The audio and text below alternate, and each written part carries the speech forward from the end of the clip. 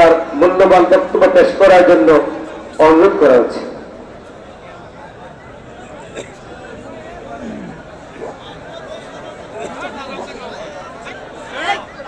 সোনাকান্দা দারুল হুদা দরবার শরীফের বার্ষিক ওয়াজ ও রিসালা সহ মাহফিলে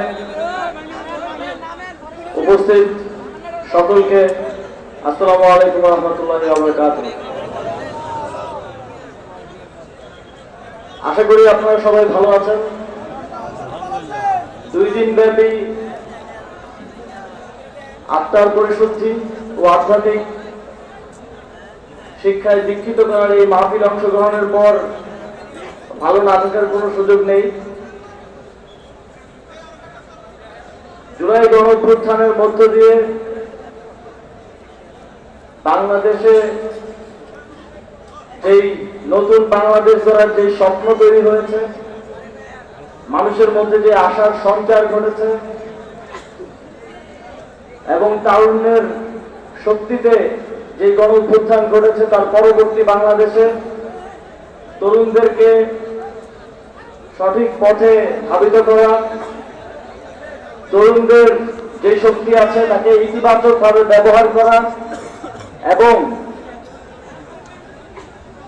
একটি নৈতিক তরুণ সমাজ গড়ে তোলার জন্য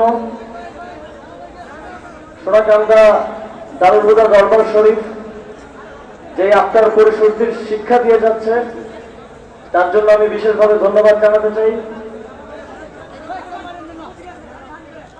আপনারা জানেন যে এই তরুণ সমাজই কিন্তু বাংলাদেশের ভবিষ্যৎ। আমরা যদি একটি সুন্দর ভবিষ্যৎ বাংলাদেশ দেখতে চাই,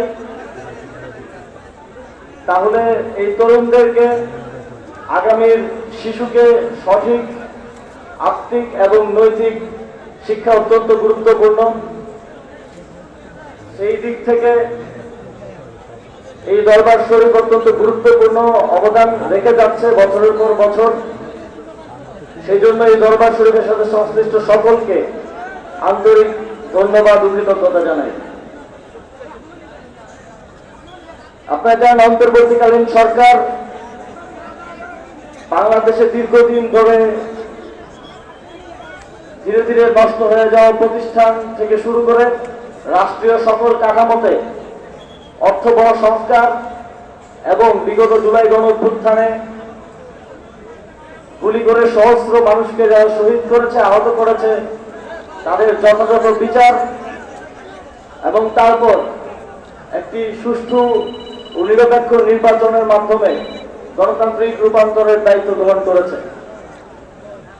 সেই দায়িত্ব পালনে অন্তর্বর্তীকালীন সরকার সততা এবং নিষ্ঠার সাথে কাজ করে যাওয়ার চেষ্টা করছে। আমি সরকারের জন্য আপনাদের থেকে দোয়া চাইছি এবং একই সাথে আমি আমার জন্য আপনাদের থেকে দোয়া চাইব। আপনারা আমাদের জন্য দোয়া করবেন যেন আমরা বাংলাদেশকে সঠিক পথে নিয়ে যাওয়ার জন্য আমাদের উপর যে দায়িত্ব অর্পিত হয়েছে, সেই দায়িত্ব যথাযথভাবে পালন করতে পারি। অন্তর্বর্তীকালীন সরকার দায়িত্ব নেওয়ার পর থেকে বাংলাদেশের যে অঞ্চলগুলোকে রাজনৈতিক প্রতিহিংসার কারণে ইতিপূর্বে অবকাঠামোগত উন্নয়ন থেকে বঞ্চিত করা হয়েছিল, সেই অঞ্চলগুলোর অবকাঠামোগত উন্নয়নে মনোযোগ দিয়েছে। তারই অংশ হিসেবে মুরাদনগরের অবকাঠামোগত উন্নয়নের জন্য কাজ করে যাচ্ছে। সেক্ষেত্রেও আপনাদের সহযোগিতা প্রত্যাশা করছি।